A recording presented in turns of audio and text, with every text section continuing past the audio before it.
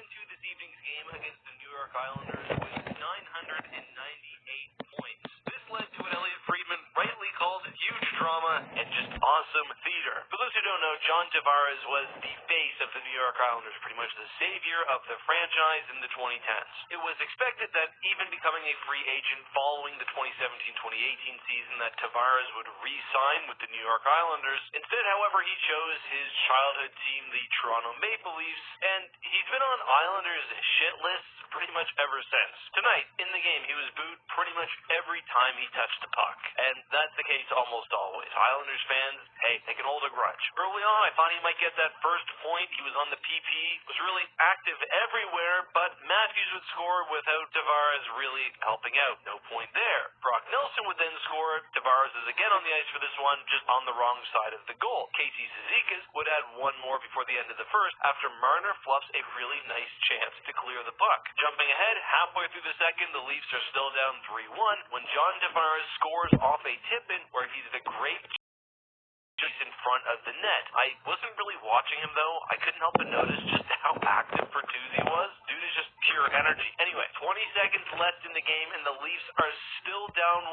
Tavares wins the face-off, heads in front of the net. Nylander throws it on. It tips off Tavares, and Riley taunts it home, tying it up dramatically in the last seconds and also securing Tavares' 1,000th point. Then the Islanders would go on and win in overtime. Tavares didn't even see the ice, but the celebrations were fun. It was one of those cases where the Leafs got permission to clear the bench after the goal. Matthews grabs the 1,000th point puck. Tavares' dad is in there between the third and the overtime. They put it on the big screen, and the fans just gave it to Tavares. Again, as Elliot Friedman said, amazing theater and amazing drama. Here's a question that I want to leave you with, though. Is John Tavares a Hall of Famer? I've heard people say obviously yes and obviously no. On one hand, in the NHL, he's not one of In the Islanders' history, I think he should be a Hall of Famer, but in Toronto's history, not really.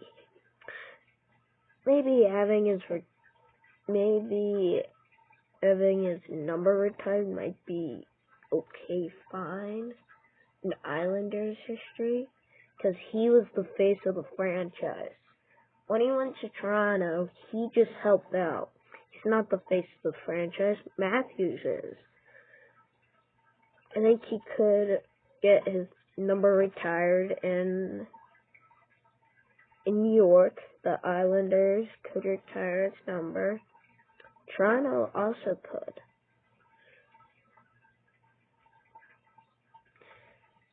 Not likely. I don't know. whole lot. Internationally, yeah, but I mean, those Team Canada teams were wagons. Twice a finalist for the Hart Trophy, second most points in the league in 2015. But I mean, his really high point totals come more from just straight consistency than really anything else. I don't know. Let me know your thoughts.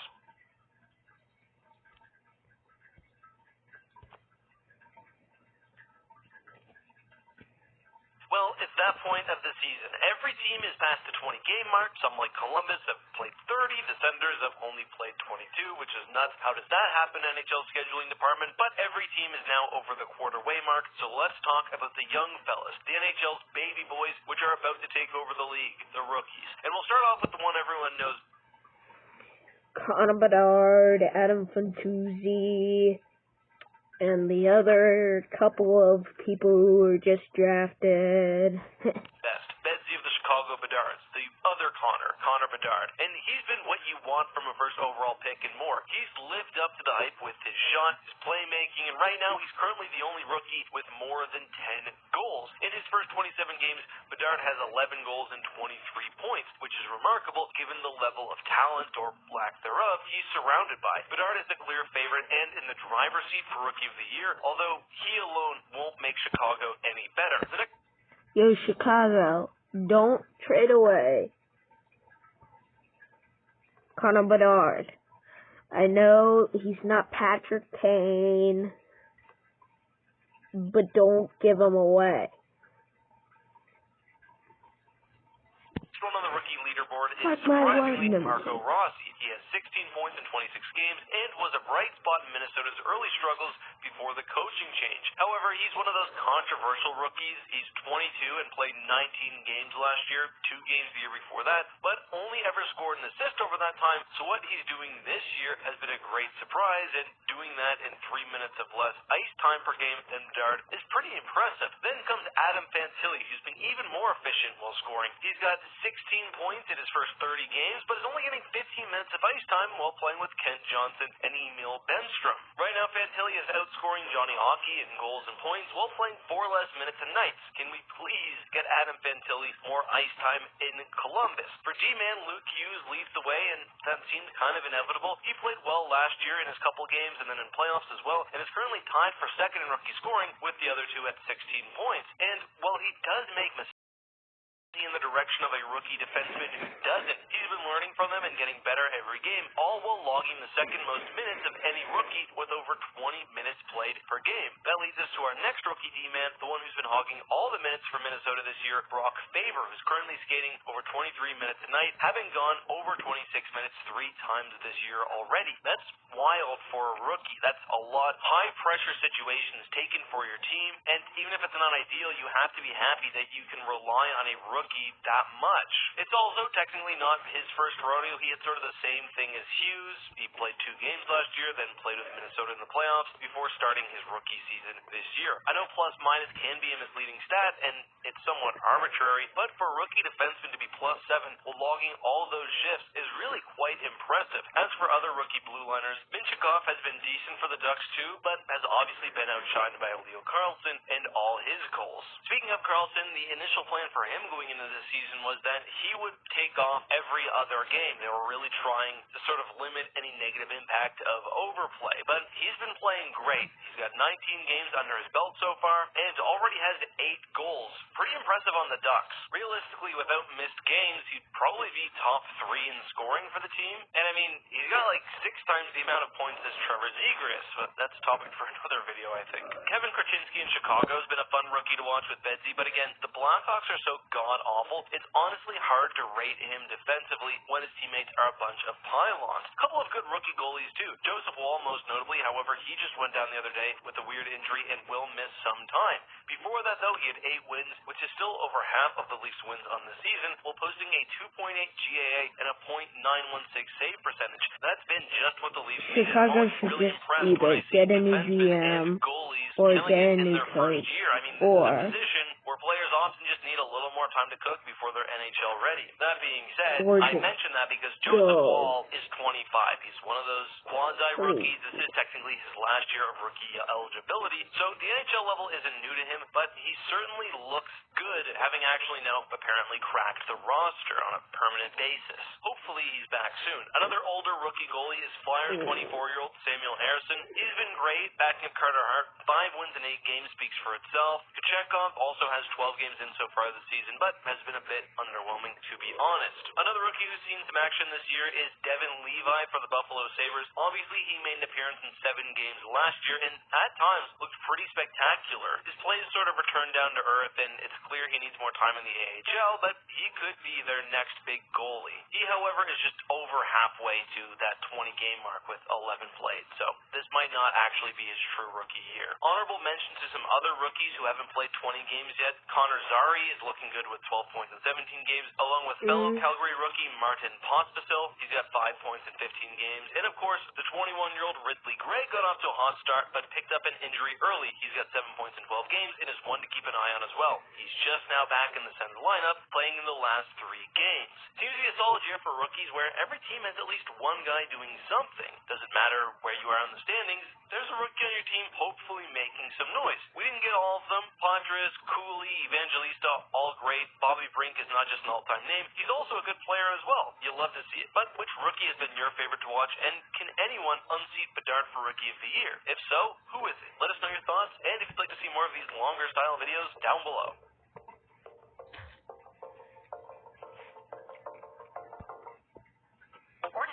Oh man, this video is kind of long. Only Dawn Platinum can remove 99% of grease. AHF nations across the globe are currently making their selections for the 2024 World Juniors. Team Canada has in their selection pool 4 players from my local team, the Halifax Mooseheads. So I thought it was time to catch up with the herd. So today, I've got for you guys a brand new Mooseheads video. Those who haven't seen them in the past, I cover the Halifax Mooseheads pretty extensively on the channel, but based on your feedback, really, these videos are honestly as much about the experience of going to see a game as the actual game and team itself. I'll put some timestamps on screen if you want to jump around, because I will be leaning pretty heavily into the vlog style, narrative style of this video, so if you don't care what we did before, during, and after the game and just want the hockey, well, you can see the timestamps on screen. With that being said, though, let's roll the intro.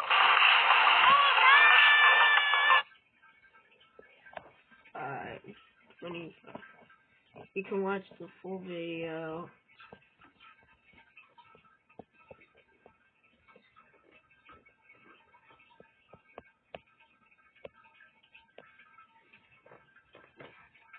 Would be a dream come true. As for the actual game itself, this one, like a lot of the Mooseheads games I've seen over the past couple of years, was never really in doubt. The team was buzzing early on. Dumais almost had an assist on the period 1 power play. He would get an assist on a goal that was later called back. And despite what I said, both teams would actually go into the third tied 1-1, though I thought the Mooseheads looked dominant and were ready to explode. In the third, the Mooseheads would simply outskate Shawinigan on a goal that would make it 2-1. Jake Furlong would then throw one on net, which would be redirected by Logan Crosby. Then Dumais would set up a short-handed goal, giving him the tie for all-time Moosehead points with 303. This is a record that stood for 20 years. The record had been held by Brandon Benedict, who played with the Mooseheads from the 98-99 season to the 02-03 season. To actually get the record, it's kind of difficult because you obviously have to be an incredibly skilled player, but you have to have spent as much time as possible in the CHL. Anyway, as you can probably tell based on these clips, the crowd was raucous, it was a full barn. It was also 90s night, which was awesome. Unfortunately, they didn't have, at that point, their new throwback jerseys, which they've recently released. These are so cool, I might actually have to buy one for myself. I'm not a big jersey guy, but I really like these. Anyway, when we go to the games, we usually spend a period up in the press box, but to be honest, it's a bit stuffy up there. I mean, it's a working place. There's scouts, there's media, there's players, and I go to these games as press, not just to, watch the games, but also, I think more interestingly, to record the experience. So usually at some point, we'll leave the press box and spend more of the time along the concourse, and again, it's so fun to be in Halifax when the Mooseheads are good. Brandon and I'd say, accidentally sort of got after it that night. After the game, we headed out to the Loose Cannon. It's one of my favorite places to go in the city after a Mooseheads game. It's on Argyle, so still a busy, lively part of downtown. Often Argyle is converted to pedestrian only. That's a ton of fun, especially in the summer. But it's usually a bit on the quieter end, which, to be honest, means you can find a table or a bar stool to sit at. I've been noticing that more and more of the game crowd is headed there afterwards. That was even the case during the World Juniors. But while we were there, we ran into a couple of friends that we played high school football with, and the night sort of got out of hand. Not in a bad way by any means. We went to Your Father's Mustache. We did the classic pizza corner, although we got Indian food, and I mean, overall, just a phenomenal night. And of course, the highlight being the Mooseheads with the 4-1 victory. But that's all for me today. Let me know, have you been to any Mooseheads games this season? Have you watched any local hockey of whatever type? I look forward to reading all of your comments as well as your feedback and thoughts on the video down below.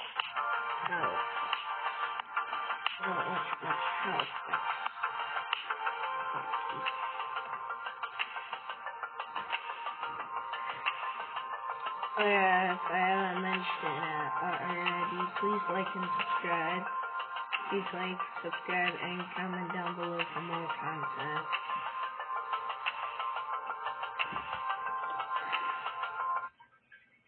I try to do what I can for you guys. I put myself through pain. Sometimes things don't go your way and you don't want to talk about it because you're sad about the outcome, but sometimes you still got to give the people what they want. Monday night, the Rangers took a dirty loss to the Toronto Maple Leafs, losing 7-3. And to be fair for the Rangers, this felt like a trap game leading up to it. Martin Jones is getting his first start for the Leafs, and before the game, we find out Matty Nyes would be out with an illness. Great for Rangers, right? No, it was not. It started off to the mustache, goes between the legs to beat Igor 1-0. Then a face-off win back to the D, and Connor Timmins just snipes one from the blue line. That's his first of the season, 2-0. Thankfully, the Rangers would get one back when Blake Wheeler wiggles one, but then the Leafs would go on to clank two in 21 seconds apart, first by Calle Järnkrok, then by Marner. And the Rangers would get two back in the second period. My dad, who had been bragging and texting me all game, got a little silent, but the Leafs would pull away in the third with another power play tip-in from Marner and another one by Old Poppy. I very much enjoy watching Matt and my father like to again message me about how exquisite the Stash Man looks. There was a crazy sequence in front of the Rangers net with probably one of the best defensive plays of the year so far. Gustafsson with the deflection, then a sliding Trouba goes by to take the punt to the gut as he blocks a shot. Great defensive play by the Rangers, just unfortunate that there was also an interference call in there that led to a power play that bought the Marner goal, but away she goes. The Leafs would get an empty netter to take it 7-3 in regulation. So not a great time last night for Rangers fans. One of those games where it's a big win for the Leafs, especially as they rallied by and the Rangers fall way short on a game you'd assume they'd win on paper. And again, this was Martin Jones' first start for the Leafs, and he got them the W while having the Nyes illness to deal with, and they still rallied to take those 2 full points against one of the best teams in the NHL, at least as of a couple of weeks ago. So not shabby for the Leafs. So what did you think of old Martin Jones? He looked solid, making 28 saves to get the job done. Did he do enough to give you faith that he can keep the Leafs ship afloat? And should Brandon and I do a watch-along stream for the Rangers and Leafs game next Tuesday? An holiday party? Let me know your thoughts down below.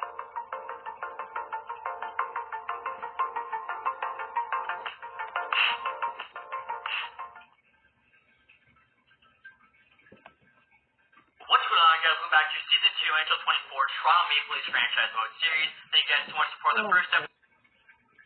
Toronto went down 5-0. I was like, okay, I'll watch the Edmonton game. Big mistake, because Columbus stinks, and they reminded us tonight. Friend of the channel, Nasher, said towards the end of the game, no spoilers, clean house. I don't care what happens the rest of the game. Well, into the third, Steve Dangle said, can they just give Columbus the 2 points and leave? We don't need to keep this going, do we? So, what was the fuss? As I mentioned, Columbus was up 5-0. The goals were, I'll say, of various qualities. One of the highlights, of course, was this just pretty terrible off-angle goal that Samsonov let in. But with 19.5 minutes left in the game, the Suits having already left, driving home, even some of the hardcore fans checking the TTC schedule, William Nylander off the beautiful feed from Matthews behind the net gives the boys some life. Also, are you even allowed to have a jersey tuck like that anymore? I thought you weren't. Anyway, a couple of minutes later, we get an absolutely beautiful goal. Tavares on the rush finds Marner. Marner goes between the legs and in. Just like a complete defensive breakdown by Columbus here. The D-man does nothing. A lot of people left watching. That's a goal you cannot give up, to say nothing about the goaltending. But hey, 5 minutes left. They're going to hold on to this one. 3 goals. No, shocker. Power play. McCabe with the big shot. 5-3. Just over a minute left. The Leafs, no one in net. Win a face-off. Columbus gets a block from the point. It doesn't matter because the puck finds its way to Austin Matthews, who makes it 5-4. The big boys stay out. They're buzzing Samsonov back to the bench in the third period. Unfortunately for Leafs fans, there was an overtime to play, and I swear the Leafs don't do anything but just go to overtime. And I just want to point out, we wouldn't even be here if it wasn't for the tanned goatee guy that's always at the Leafs game. Shout out to him. And it would be a very entertaining overtime. Nylander almost had a beautiful chance picking up a puck. I think Toronto would have exploded had he scored. Then Matthews on a 2-on-1 almost gets it in on the shot. He had another chance later, but 3.5 minutes into overtime, it would be Kent Johnson for the Blues who would take the win. Such an exciting game, such an exciting overtime. I mean, it reminded me a lot of when 3-on-3 was first introduced. It was less structured. Each team had several good scoring opportunities here. A couple other stories for the game, though. Samsonov started the third, which is surprising given that he let up 5 goals in a few weak ones, but probably good for his confidence to backstop the team to at least 1 point after a solid period. The big story for Columbus fans has to be Patrick Laine. No secret, he's had a tough year, healthy scratched, injured. Well, he went down in the second after colliding with the boards. It's like a shoulder thing. Hopefully he's okay. I don't know. Maybe they got tangled up, but this looks like a pretty clear slew foot to me. Let me know your thoughts, though. Revo also went down after hitting the boards. He sort of like lost an edge, but that's all for me. Let me know what you thought of the game. This is probably the easiest goal I've ever seen someone score in the NHL. Adin Hill, net mining hero of last year's Stanley Cup run for the Golden Knights, grabs the puck as the Canadians dump it down the ice on the penalty kill. He goes to play it out with a pass and just, absolutely whiffs on it. And when he whiffs on it, he whiffs hard and gives it up to Monahan in the slot. Then he tries to get back in position, but overcorrects as he dives back in front of the net to stop the shot, as Monahan just kind of waits for him to slide on by before he slots home the easy, short-handed Gino. What a brain fart from Adin Hill. He certainly wasn't aiding his team with that one, and he's probably going to be seeing it in his nightmares. He also may be seeing this just fantastic shot of a Vegas fan over Hill's shoulders, just shaking his head in disbelief. He's not upset, he's just disappointed. Fortunately for Hill, he got the chance for a redemption arc as he only let in one more goal on the next 25 shots. 26 shots. He also got some help from his teammates with a stunning goal off a delayed penalty. Chandler Stevens takes the pass and goes weaving over the blue line with some fancy stick handling before getting off a backhand pass which would be redirected in. Beautiful pass and beautiful hand-eye to time it just right. The two teams couldn't get anything solved in regulation, so they had to overtime. This was actually the 5th game to go to overtime that Monday night. A lot of good action. My Rangers went to overtime. They won. Let's go. Hill would hold them off in OT and then beat them one-on-one in the shootout to take this one from the Habs and get the final laugh as Shea Theodore scores the game winner. This whiff by Hill has to be the worst goalie play of the year, right? Or do you think Skinner's failed poke check was worse? Or is there something else? Let us know below.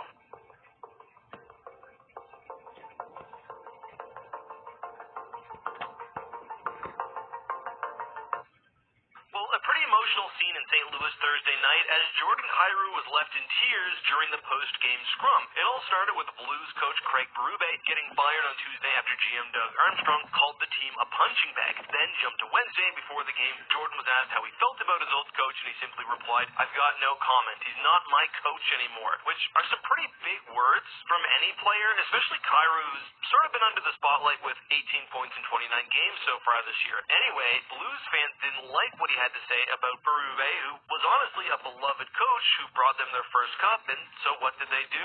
They booed him. They booed him when he got the puck on home ice, and it broke him a little bit. After the game, reporters were hounding him about the boos and the coach's firing, and after saying it was one of the toughest games he had to play, that he didn't mean any disrespect towards the old coach and that he respects him tremendously. One of the reporters picks up on his facial expressions and says, "You're getting pretty emotional. Where do the emotions come from?" And that's what does it. Anyway, I'll play the clip. You're getting pretty emotional here. Where are the emotions coming from? It's just tough, right? Like, I love playing here, so it's tough to hear the fans booing me there.